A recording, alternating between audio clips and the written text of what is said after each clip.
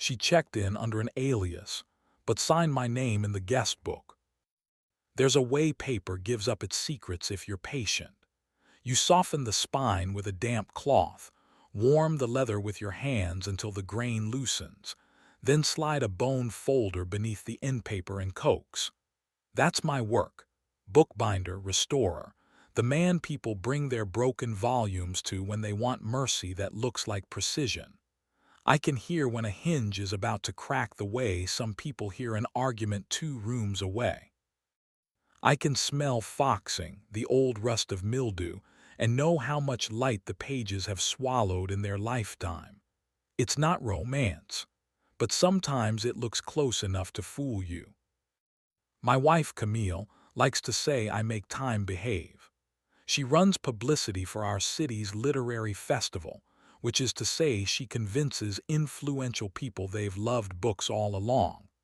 We met 10 years ago when a donor's family Bible exploded, spine gone, pages spilled, 15 minutes before a ribbon cutting.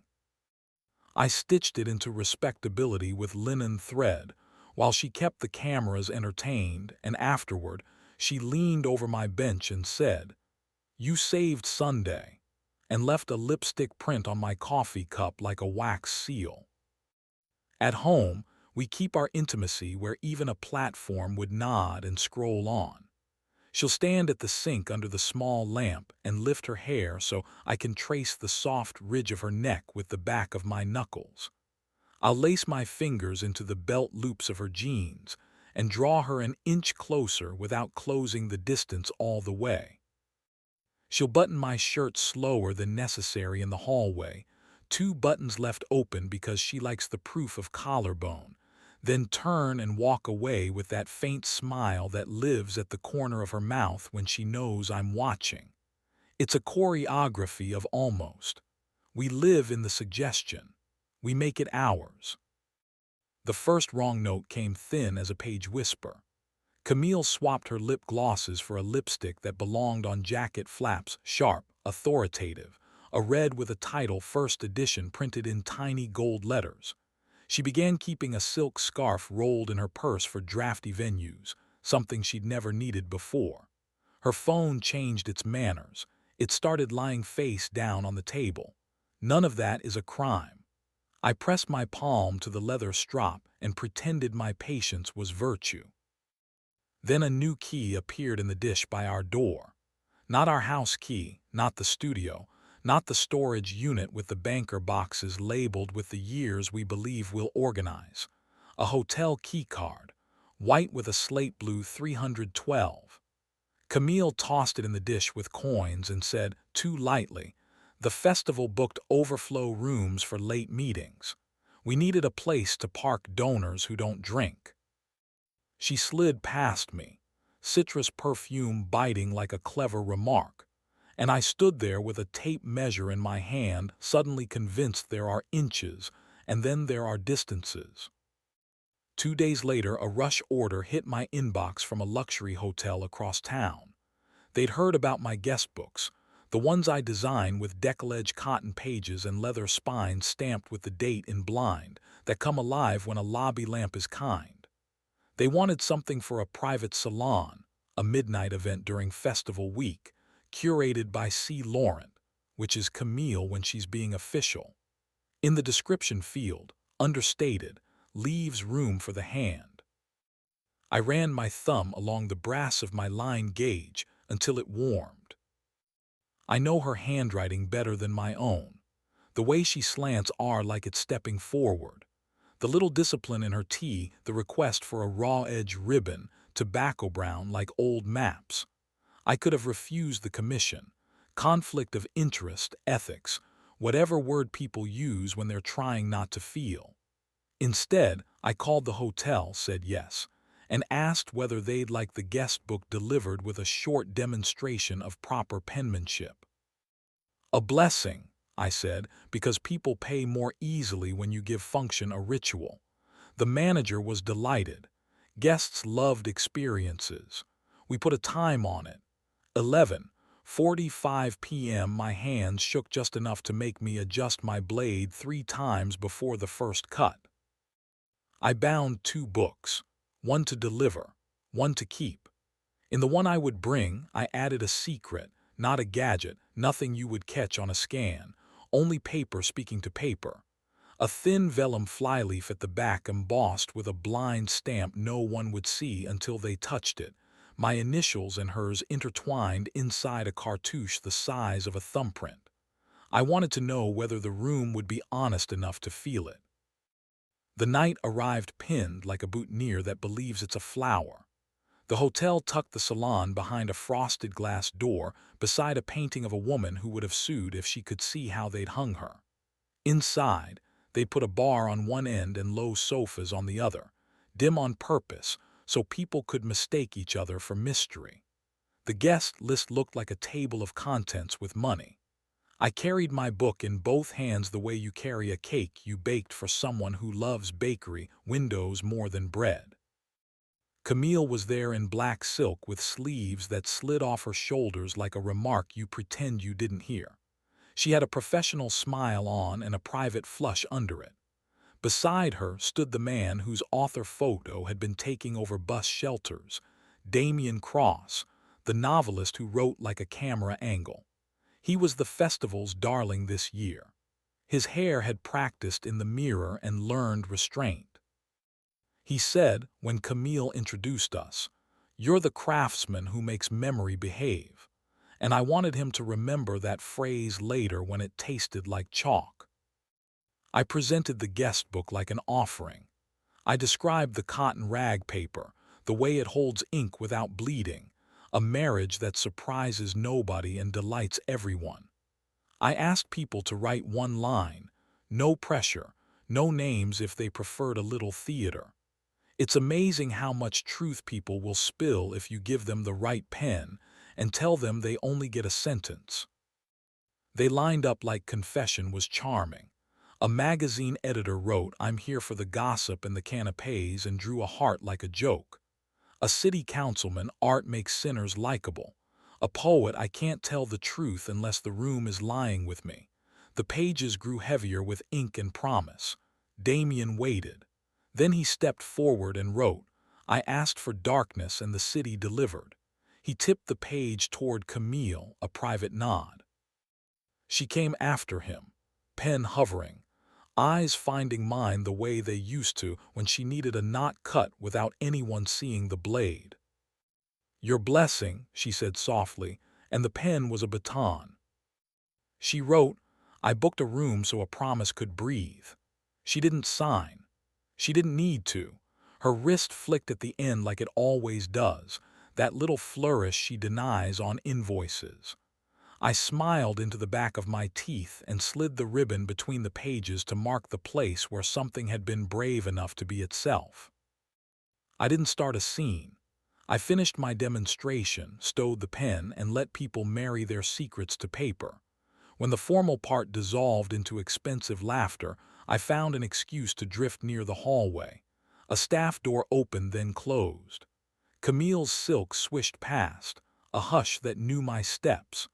Damien followed in a careful, not guilty cadence. I stayed 2 paces back and told myself I was walking to the men's room. Room 312 was as clean as denial, keycard, soft carpet, the kind of art that makes you think about rooms you'd rather be in. They left the door ajar the width of a lie. I stopped, God help me, in the gap and listened with all the conscience of a fire alarm. YouTube wouldn't cut this part. She placed her palms on his chest like she was smoothing a sheet nobody had wrinkled.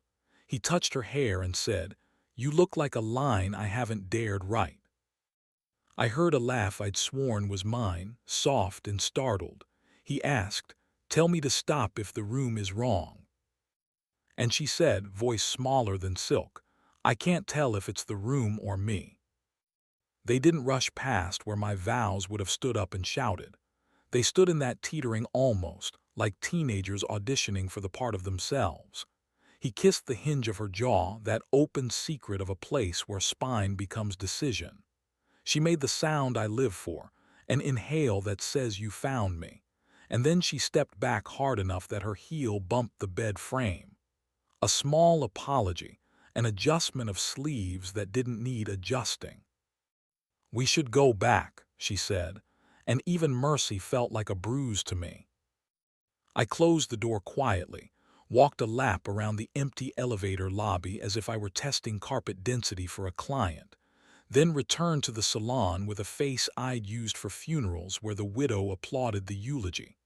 I went behind the bar, asked for water, and lifted the guest book, finding the ribbon, feeling the weight of their lines like a hand on the back of my neck. I slid my thumb to the vellum flyleaf at the back and pressed. The blind stamp of our initials raised under my skin like a kindness we'd agreed to forget. I wanted to tear the page out. Instead, I closed the book and did my job, delivered the artifact to the manager with both hands. I walked home with my other book under my arm, the twin with the secret that was only mine, the knowledge that we had reached a ledge and looked down. Camille came home after midnight smelling like pear and someone else's ice. She slipped off her heels and came into the kitchen barefoot, the polished version of herself dropped like a coat on a chair. I was washing my hands, glue and ink never sleep. She stood there and watched the water run over my fingers. After a long minute, she said, "I didn't do it." "I know," I said. Her chin went up a centimeter, reflex from 100 panels where she'd controlled a room. "Are you angry?" "Yes," I said, "because if you're going to answer, answer clean. But not with you alone." "With him?" she asked, and sounded almost hopeful, as if shared blame could be a balm. "With the part of me that thought craft could substitute for kindness," I said.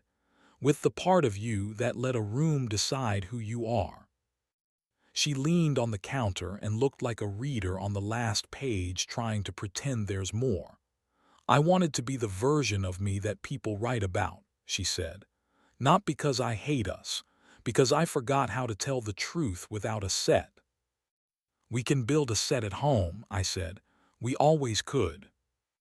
She closed her eyes, inhaled once and opened them on a softer world. "What do you need?" "Confession without audience," I said, "and rules that don't wear tuxedos. If you want a midnight, bring it to our kitchen. If you need applause, I'll clap. If you're going to book a room, book it with my name and tell me why. No aliases, no guest books." Her mouth trembled like a page turning in a wind only she could feel. "What do you need from him?" "Nothing," I said. "I'm not interested in drafting a third character for this story. He writes novels. He can cast someone else." We stood very close, not touching, the way people do when they're making promises so new they squeak.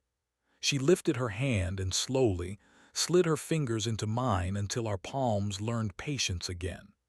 I kissed the place at the hinge of her jaw, soft, just breath, a reminder that I had always known where to find her, and I felt her smile against the back of my lips.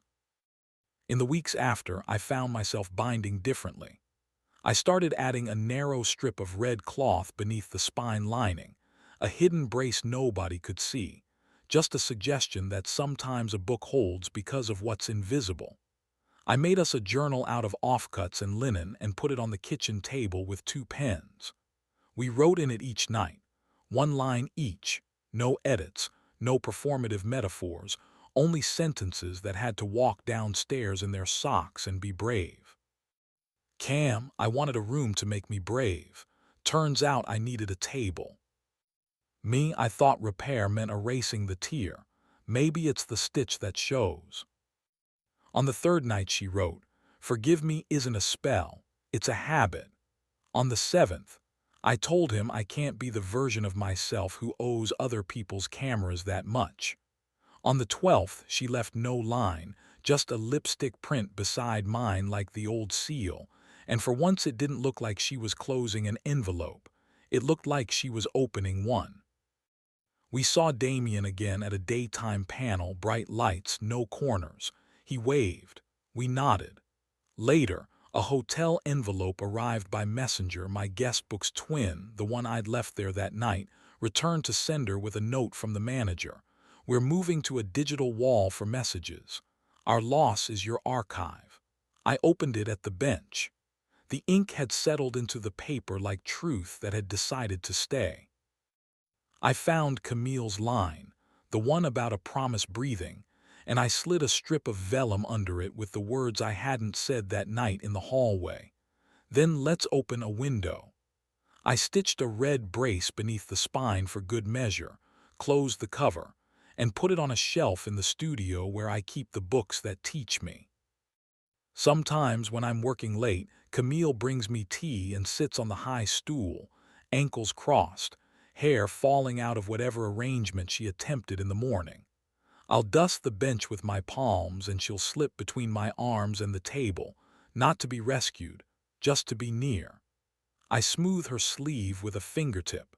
She closes her eyes like paper when it trusts you not to tear. We let the room make us honest because it's ours.